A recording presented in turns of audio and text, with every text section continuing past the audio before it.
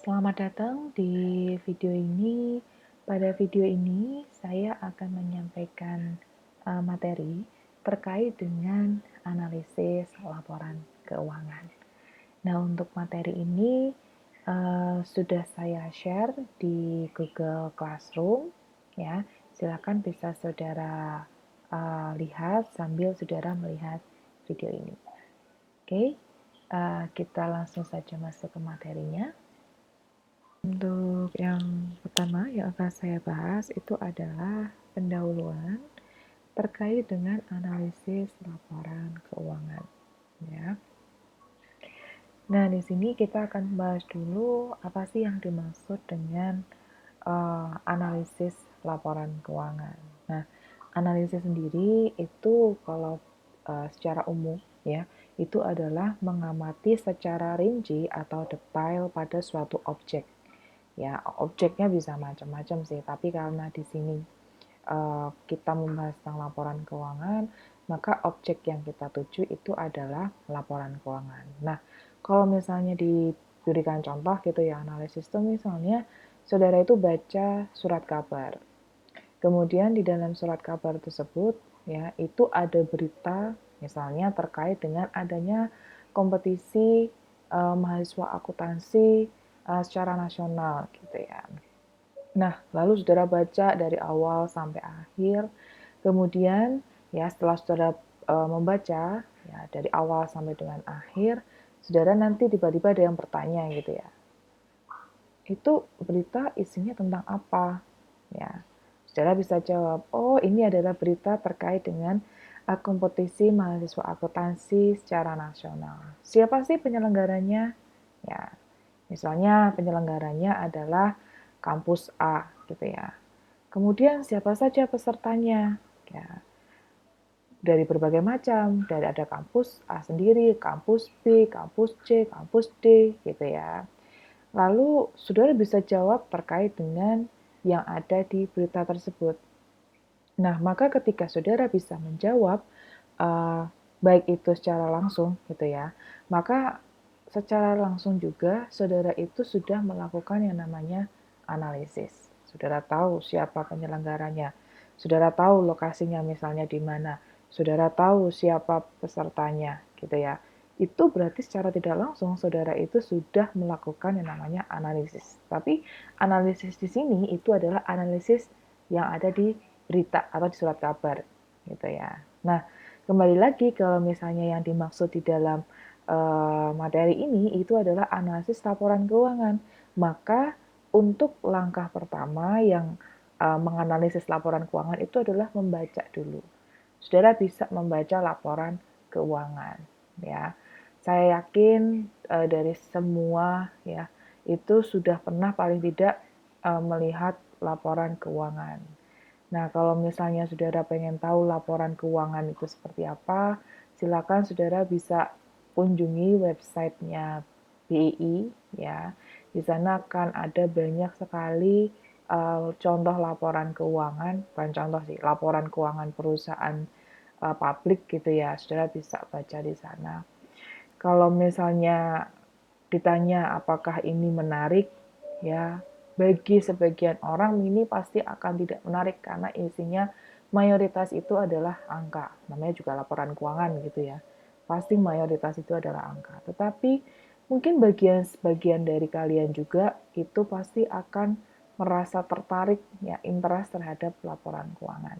Ya karena ini merupakan suatu hal yang menarik terutama untuk jurusan di akuntansi. Pasti ini akan suatu hal yang menarik. Oke, setelah saudara membaca gitu ya, baca laporan keuangan, setelah itu saudara akan memahami makna dari informasi-informasi yang ada atau yang terkandung dalam laporan keuangan tersebut, ya. Nah, misalnya saudara baca nih laporan keuangan perusahaan A, asetnya 50, liabilitasnya 15, ekuitasnya 35. Oke, berarti posisi uh, aktiva dan pasiva ini sama gitu ya, balance 50. Kemudian saudara baca lagi, apa sih isian dari aset gitu ya? Ada aset lancar. Ya, ada aset lancar. Ya, aset lancar misalnya sebesar 25 gitu ya. 25 ini isinya apa gitu ya.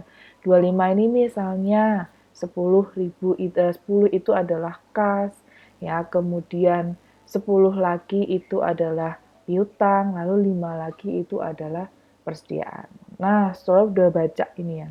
Kemudian nantinya setelah saudara baca angka-angka tersebut, ya saudara akan membuat kesimpulan nih terhadap angka-angka yang ada di laporan keuangan tersebut. Maka dalam menganalisis laporan keuangan itu saudara harus baca dulu ya. Kemudian baru memahami dari setiap angka atau setiap komponen yang ada di dalam laporan keuangan tersebut.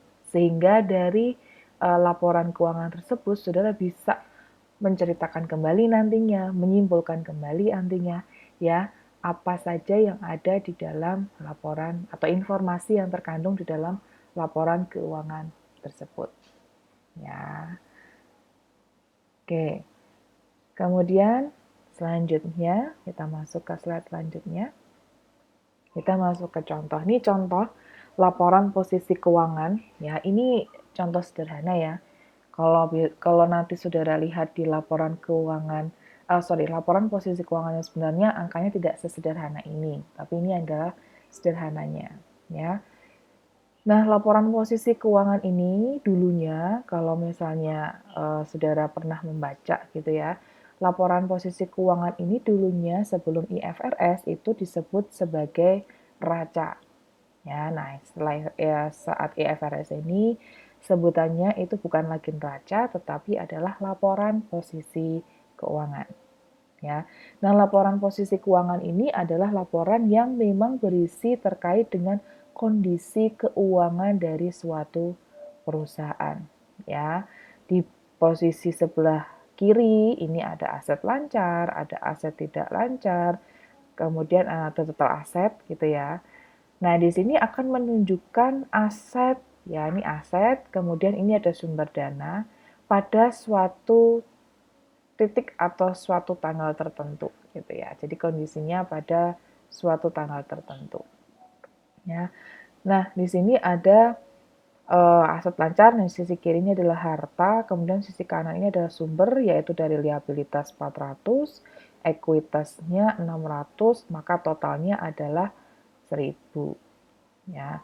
Nah, dari informasi ini ya, kita bisa mengambil ya kan sudah baca ya, sudah baca ada angka aset sekian, kemudian liabilitas sekian, ekuitas sekian ya. Kemudian setelah saudara membaca ya, maka saudara nanti akan melakukan ya memahami masing-masing angka yang ada di dalam laporan posisi keuangan ini. Nah, kalau saudara perhatikan, di dalam laporan posisi keuangan ini memiliki beberapa elemen. Ya. Yang pertama itu adalah elemen aset atau harta, ini ya. Kemudian elemen liabilitas, ya. Kemudian elemen ekuitas. Nah, untuk elemen aset sendiri itu akan dibagi menjadi aset lancar dan juga aset tidak lancar. Ya. Nah, untuk sebagai contoh ini ya, yang ada di aset lancar ya, itu adalah nantinya bisa contohnya itu adalah kas, kemudian bisa juga nanti piutang, kemudian nanti persediaan. Nah, nanti saudara akan melihat secara rinci gitu ya, kalau misalnya ada datanya rinci dari masing-masing akun tersebut itu pengaruhnya apa. Nah, kita lihat dulu setelah saudara membaca, kemudian saudara mencoba memahami. Yang pertama, itu adalah kekayaan perusahaan per 31 Desember 2018 berjumlah 1 miliar. Ya, ini karena dalam jutaan rupiah, maka ini adalah 1 miliar. Kemudian kekayaan perusahaan itu terdiri atas aset lancar 250 juta ini. Kemudian aset tidak lancar 750 juta. Lalu sumber asal kekayaan perusahaan itu berasal dari liabilitas 400 juta, lalu ekuitas adalah 600 juta. Nah, Yang tadi saya sampaikan bahwa kalau yang namanya kekayaan itu terdiri dari aset lancar dan aset tidak lancar. Aset lancar itu bisa jadi tadi saya sebutkan kas. Nah, nanti saudara bisa lihat apakah kas di dalam perusahaan ini itu nilainya tinggi atau tidak. Kalau misal nilainya kasnya ini tinggi, maka bisa disimpulkan nih bahwa perusahaan tersebut ya itu mampu ya ini bisa jadi mampu memanfaatkan kas secara baik dalam kegiatan operasional. Berarti kebanyakan untuk transaksinya operasional itu adalah penjualan dalam bentuk kas. Tetapi juga perlu hati-hati. Ya, kas itu jangan terlalu tinggi.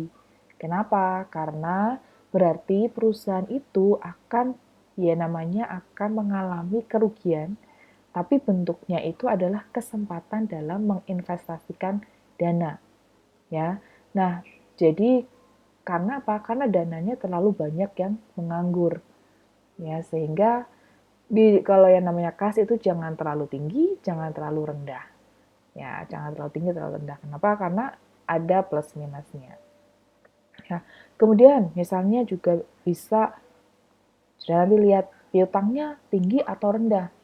Ya, kalau misalnya tinggi juga gitu ya, piutangnya tinggi nih. Berarti perusahaan itu ya memang lebih banyak melakukan kegiatan untuk penjualannya itu dalam bentuk kredit.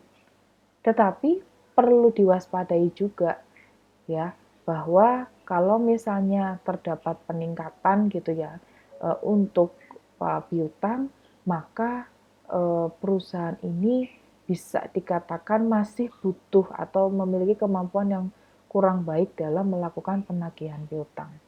Jadi piutangnya terlalu lama beredar, bukannya berkurang tapi malah bertambah. Ya, jadi kita juga bisa lihat dari angka di tahun sebelumnya. Oke, bisa juga kalau nanti persediaan kalau terlalu tinggi gimana gitu ya.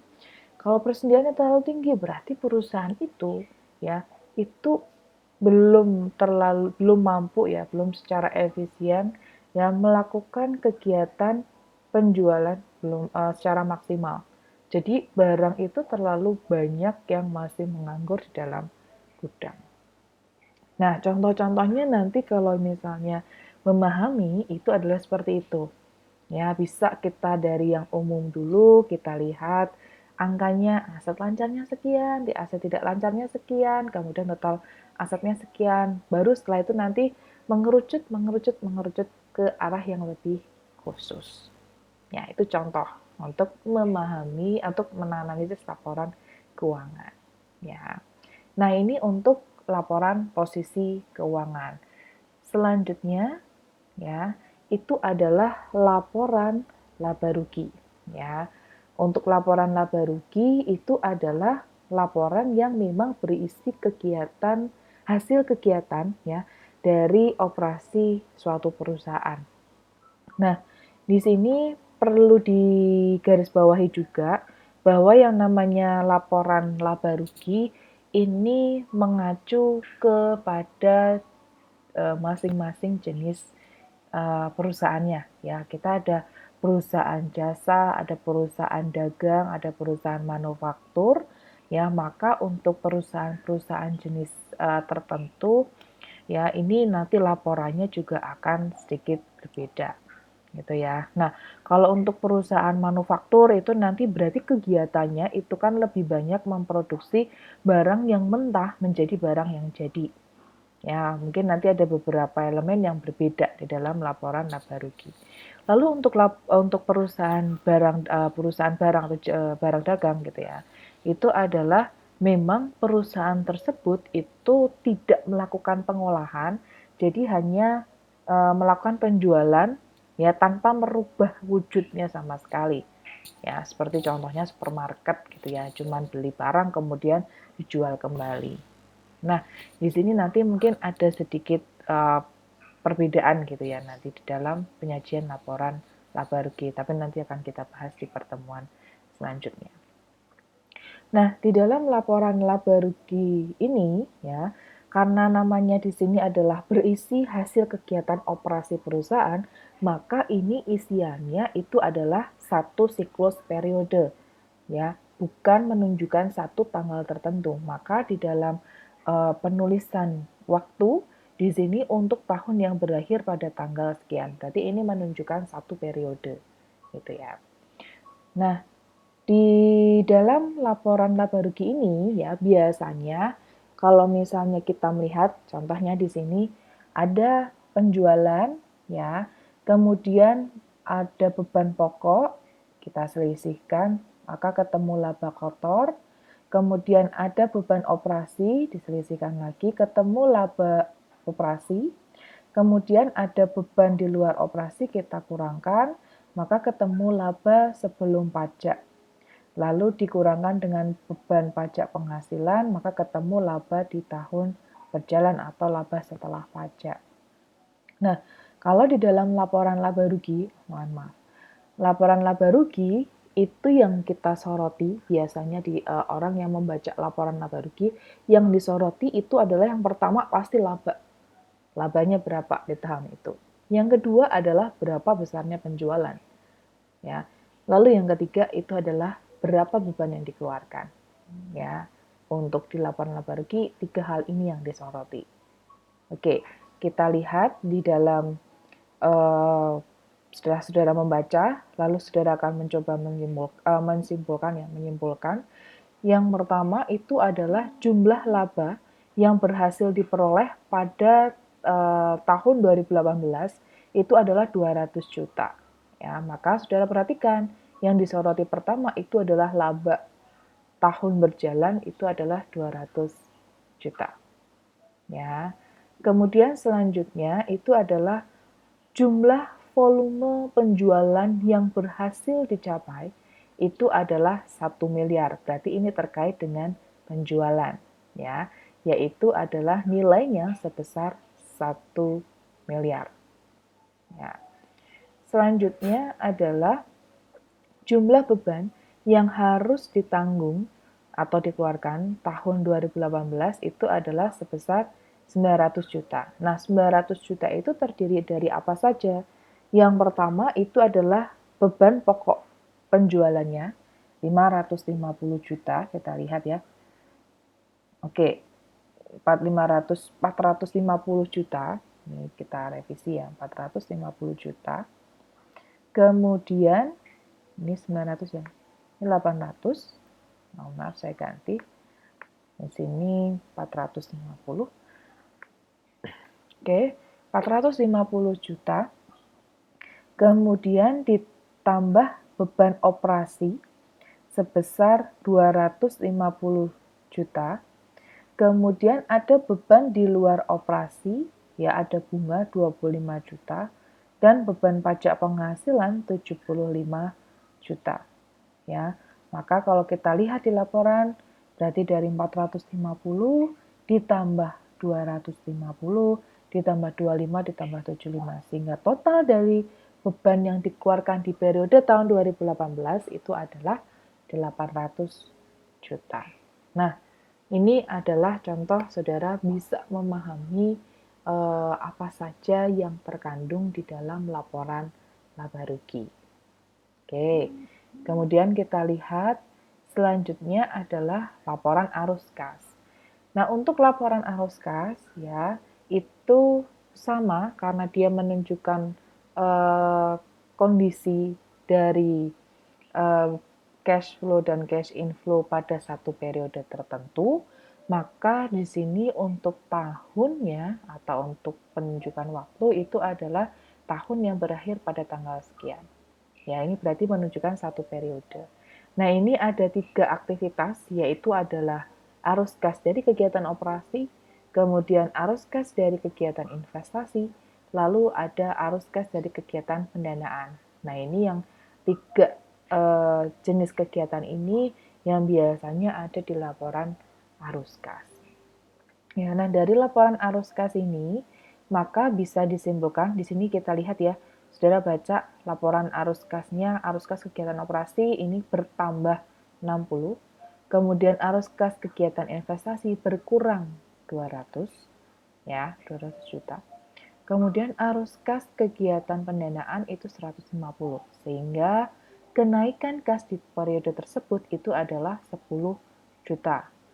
Saldo kas di akhir tahun 2017, berarti awal tahun 2018, itu adalah 40 juta. Sehingga saldo kas di akhir periode ini 50 juta. Nah, nilai 50 juta ini ya, kalau di dalam ini masih satu perusahaan yang sama, nilai 50 juta ini harusnya sama dengan nilai kas yang ada di laporan posisi keuangan per tanggal 31 Desember 2018. Ya, biasanya kas dan setara kas. Gitu ya. Oke, kita lihat untuk kesimpulannya.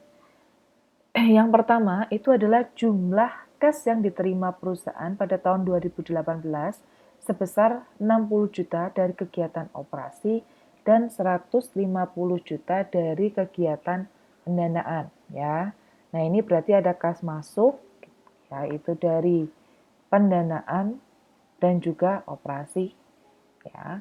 Kemudian untuk yang dikeluarkan itu adalah 200 juta dari kegiatan investasi atau di sini biasanya investasi itu adalah ekspansi ya. Sehingga kenaikan jumlah kas yang terjadi di tahun 2018 itu adalah 10 juta. Nah, ini contoh Saudara bisa memahami dari laporan keuangan ya, baik itu nanti dari laporan posisi keuangan, kemudian dari laporan laba rugi dan juga nanti dari laporan arus kas. Oke.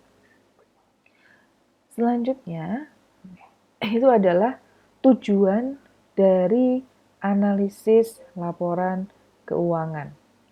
Ya. Tadi Saudara sudah melakukan analisis laporan keuangan, ya, contoh-contohnya. Nah, sebenarnya tujuan dari analisis laporan keuangan itu apa sih? Ya. Nah, yang pertama itu adalah menilai laporan keuangan. Nah, ini menilai itu bukan berarti seperti Saudara menilai, oh ini nilainya 50, oh ini nilainya 80, oh ini nilainya 90, oh ini nilainya 100, bukan. Tetapi nilai ini itu harus berdasarkan dari analisis dulu. Saudara harus membuat perhitungan dulu ya, kemudian nanti hasil dari analisis tersebut akan digunakan untuk menilai bagaimana kondisi dari laporan keuangan tersebut. Ya. Kemudian yang kedua itu adalah menilai kondisi dan kinerja keuangan perusahaan yang menerbitkan laporan keuangan. Nah, ini kaitannya dengan yang pertama. Ya, setelah Saudara lihat laporan keuangannya, nah dari Saudara menilai laporan keuangannya, Saudara bisa menilai bagaimana kondisi dan kinerja dari perusahaan yang menerbitkan, gitu ya. Bagaimana kondisinya? Apakah kondisinya itu dalam kondisi yang baik, stabil, ya, established, kemudian atau misalnya dalam kondisi yang jelek, ada lagi kesulitan dana atau yang menuju ke bangkrut gitu ya. Nah, hal ini sangat bermanfaat gitu ya untuk pihak eksternal yang memang ingin melakukan investasi di perusahaan tersebut. Ya, maka tujuan dari analisis laporan keuangan ini adalah untuk menilai bagaimana kondisi dan kinerja dari perusahaan tersebut. Ya. Kemudian dari hasil analisis laporan keuangan juga kita bisa menilai bagaimana kekuatan dan kelemahan perusahaan yang menerbitkan laporan keuangan. Nah, kelemahan ataupun kekuatannya ini bukan dalam hal atau konteks yang lain ya, tetapi hanya dalam skup keuangannya saja. Ya, dari situ kita bisa lihat bagaimana kelemahannya, bagaimana kekuatannya. Nah, nanti dari sini ya para pengguna dari laporan keuangan ini bisa memanfaatkan hasil analisis ini untuk memutuskan nih apakah akan jadi invest atau enggak, atau mungkin menyetujui kredit atau pinjamannya atau tidak. Jadi sangat-sangat luas gitu ya tujuan dari analisis laporan keuangan. Oke, sebagai contohnya, ini ada dua kondisi perusahaan, laporan posisi keuangannya. Yang pertama itu adalah laporan posisi keuangan PTA ya dengan komposisi aset lancar 40, aset tidak lancar 60 ya. Kemudian total aset 100. Kemudian untuk liabilitasnya itu 20, ekuitasnya 80 ya. Totalnya juga 100 ya. Kemudian di PTB itu untuk laporan posisi keuangan, aset lancarnya itu 60, aset tidak lancar itu 40 ya, sama-sama 100, hanya komposisinya berbeda. Kemudian liabilitasnya di sini 20, kemudian di sisi sini itu 80 ya. Totalnya juga 100. Nah, dari walaupun ya sama-sama 100 tapi kita lihat komposisinya ini sedikit berbeda ya, terutama di yang pertama ini di sisi hartanya. Di sisi harta ini cukup berbeda. Kalau di sisi liabilitas sumber ya, sumber ini sama 20 dan 80. Tapi kita lihat dari sisi aset lancar dan aset tidak lancar ini cukup berbeda ya. Nah, berdasarkan dari laporan posisi keuangan di sini, kondisi keuangan yang mana yang baik, PTA atau PTB. Nah, ini berarti kita lihat dari sisi aktifannya atau sisi hartanya. Ya. Jawabannya yang mana? Jawabannya adalah tergantung. Tergantung dari jenis industrinya dari masing-masing perusahaan, ya. Jadi kalau kita mau membandingkan itu jangan perusahaan yang satu perusahaan manufaktur, yang satu perusahaan perbankan. Jangan. Kalau namanya kita ingin membandingkan suatu perusahaan itu kondisinya baik, itu adalah apple to apple. Kita harus membandingkan memang itu adalah perusahaan yang sejenis, ya, perusahaan yang sejenis yang memang berjalan di industri yang sama, bergerak di industri yang sama, maka kita bisa menilai apakah kondisi perusahaan itu baik atau tidak. Jadi contohnya misalnya, saudara diminta nih menilai, enakan mana sih mangga apa jeruk gitu ya. Iya, kalau bagi orang yang senang mangga dan jeruk, dua-duanya enak gitu ya.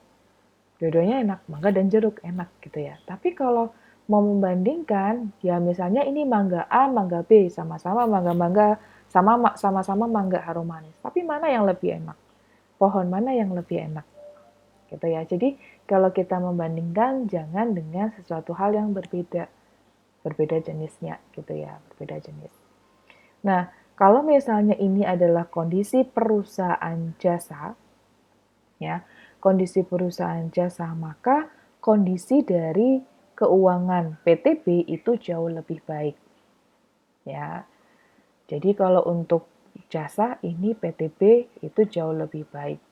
Ya, kenapa? Ini kalau jasa itu kan konteksnya luas ya. Terutama ini kalau untuk PTB ini contohnya misalnya adalah perusahaan perbankan gitu ya. Perusahaan perbankan itu akan cenderung lebih kecil aset tidak lancarnya ketimbang aset lancarnya. Kebanyakan dari perusahaan perbankan ini cenderung melakukan sewa daripada harus membeli aset tidak lancar. Nah, contoh-contohnya seperti itu. Ya, jadi kita harus melihat dulu bagaimana kondisi dari kedua perusahaan ini. Apakah berjalan di industri yang sama? Kalau misalnya di kondisi yang berbeda, kita tidak bisa menilai nih kondisinya baik atau tidak. Tetapi kalau kedua perusahaan ini berjalan di kondisi yang sama atau di industri yang sama, maka ini bisa kita nilai mana yang paling bagus. Ya, kalau ini jasa berarti yang B yang bagus. Ya. Oke, yang selanjutnya itu adalah sama, tetapi kalau yang sebelumnya itu kita lihat dari sisi harta, kalau yang contoh ini itu adalah dari sisi liabilitas. Kita lihat. Dari sisi liabilitas, ini perusahaan ya. Yang PTA itu memiliki jumlah ekuitas yang cukup tinggi. Jadi liabilitas 20, ekuitasnya 80. Yang B itu liabilitasnya 80, ekuitasnya 20. Nah, secara umum untuk ekuitas mana yang baik ya? Untuk secara umum struktur ekuitas yang baik itu adalah yang PTA, di mana uh, ekuitas yang dimiliki itu nilainya cenderung lebih tinggi daripada liabilitas. Berarti perusahaan ini menggunakan atau sumber dananya itu berasal dari milik sendiri, ya, bukan berasal dari pinjam atau mencari pendanaan di luar. Nah, tetapi kita kembali lagi ke kondisi industri, ya. Kalau misalnya perusahaan, saya contohnya ke perbankan juga, ya. Perbankan itu malah liabilitasnya yang tinggi, yang bagus daripada ekuitasnya. Kalau tidak salah, ekuitas itu malah kurang lebih tidak boleh lebih dari 12% atau 10 sampai 12% kalau nggak salah.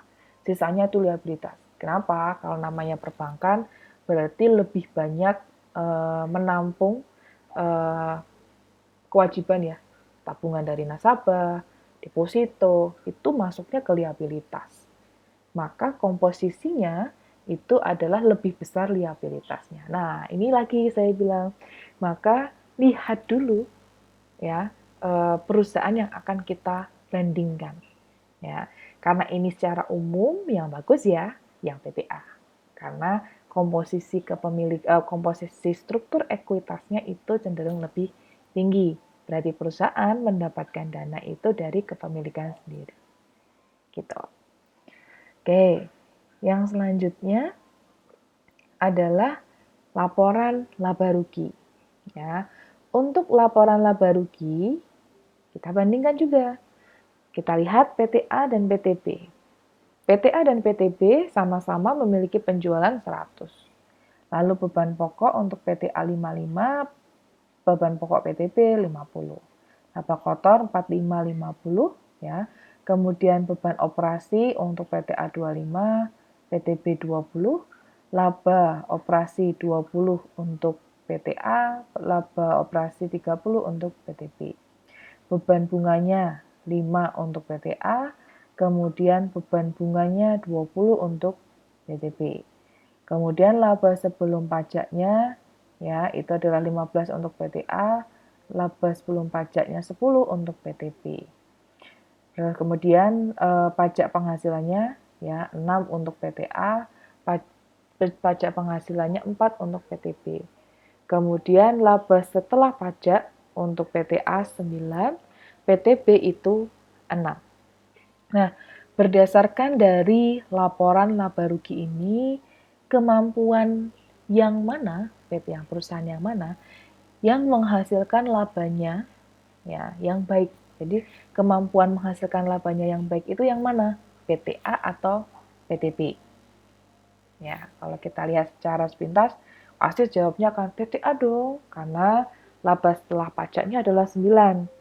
Ya, nah kita harus lihat dulu dari masing-masing elemen yang ada di laporan laba rugi.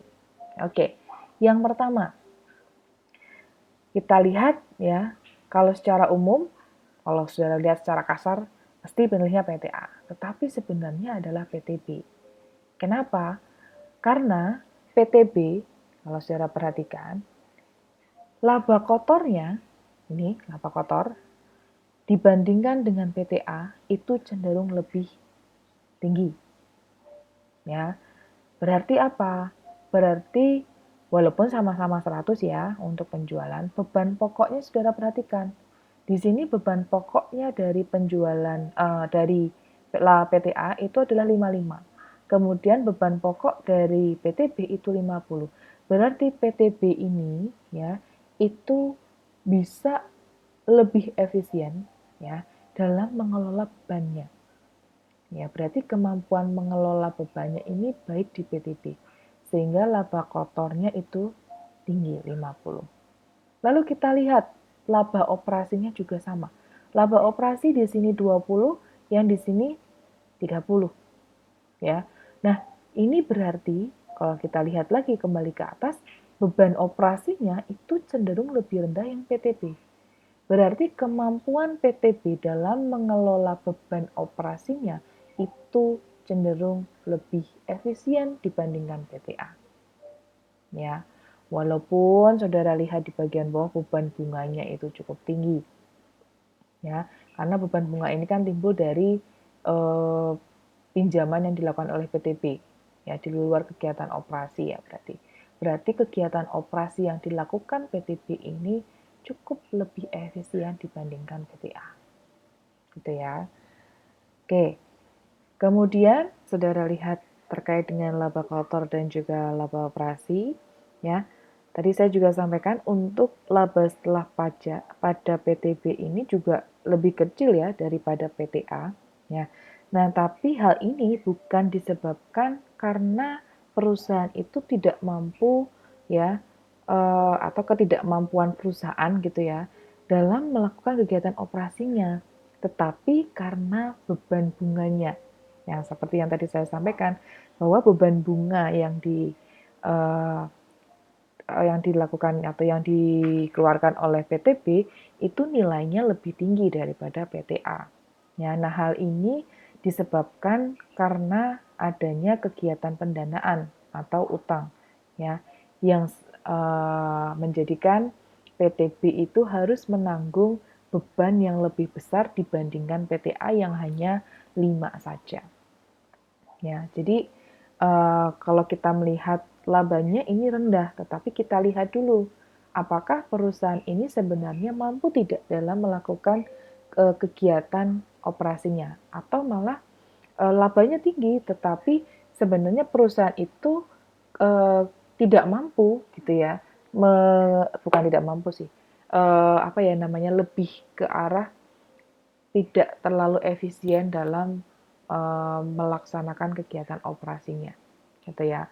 Kalau yang PTB ini kalau kita lihat lebih mendalam, walaupun labanya dia kecil, ini bukan karena ketidakmampuan PTB dalam mengelola kegiatan usahanya, tetapi karena memang ada beban yang cukup tinggi ya, yang dirasakan oleh PTB karena dari kegiatan pendanaan atau utang gitu ya. Nah, untuk contohnya ya seperti ini. Jadi ya, nah PTB itu baik tadi seperti yang sampaikan karena laba kotor dan laba operasinya cukup besar. Nah, cukup besar ini karena apa? Gitu ya, karena bebannya itu lebih rendah gitu ya. Kemudian laba sebelum pajak ya, dan laba setelah pajak itu walaupun PTA itu besar, ya PTB itu kecil gitu ya. Tetapi PTB ini bukan berarti ya memiliki ketidakmampuan PTB gitu ya dalam melakukan kegiatan operasi, tapi karena adanya beban yang cukup tinggi yang ditanggung oleh PTB. Ya. Oke, yang selanjutnya adalah di laporan arus kas. Nah, laporan arus kas ini ya, di sini kita lihat ya, untuk PTA itu nilainya 125 dari arus kegiatan operasi bertambah ya. Kemudian arus kegiatan operasi di PTB itu berkurang 125. Lalu untuk kegiatan investasi berkurang 110. Kemudian arus kas pendanaan itu 5 gitu ya. Kenaikannya maka ada 10. Kemudian di akhir itu sama-sama 50. Di sini kenaikannya juga 10 ya. Tetapi komponen dari ketiga aktivitas ini berbeda gitu ya. Lalu mana pengelolaan kasnya yang baik, PTA atau PTB? Di sini kalau kita lihat ya, PTA ini memiliki pengelolaan kas yang baik dibandingkan PTB. Karena ya kegiatan operasinya saja itu bisa menghasilkan dana sebesar 125. Kalau di sini itu malah keluar gitu ya di PTB. Ya. Walaupun nanti 125 ini ya ini bisa melakukan kegiatan, bahkan bisa melakukan kegiatan ekspansi dan juga bisa melakukan kegiatan pendanaan. Ya, contohnya misalnya untuk kegiatan investasi itu ya ekspansi gitu, beli aset gitu kan ya. Kemudian kalau pendanaan ini berarti bisa bisa membayar dividen kepada para pemegang saham. Sedangkan kalau ini itu malah justru menambah pendanaan gitu ya. Bisa keluar saham, menerbitkan saham atau bisa dalam bentuk pinjaman gitu ya. Jadi nanti bisa mengakibatkan lagi beban yang dikeluarkan di periode selanjutnya itu jauh lebih tinggi. Karena apa? Kegiatan operasinya ini tidak menghasilkan, malah minus. Ya, berarti yang bagus atau yang baik itu adalah PPA. Nah, ini adalah contoh kita secara sederhana ya. Kita melakukan yang namanya analisis. Kita baca dulu ya. Setelah kita baca ya, kemudian kalau ini sudah mulai membandingkan ya, kalau yang contoh terakhir ini, kemudian kita bandingkan PTA PTP. Tapi ya itu tadi konteksnya harus sama, perusahaannya harus jenis gitu ya, karena kita tidak bisa membandingkan suatu hal itu jenisnya berbeda gitu ya. Jadi kalau mau membandingkan, kalau bisa itu apple to apple gitu ya. Jadi harus sama-sama memang industri yang sejenis ya, kemudian eh, kegiatan operasinya itu sama, sama jasa dengan jasa, manufaktur dengan manufaktur, ya kemudian perusahaan dagang dengan perusahaan dagang. Kalau bisa kita kerucutin lagi, memang industrinya memang sejenis. Oke, itu adalah contoh sedikit pendahuluan. Apakah ada yang ingin ditanyakan?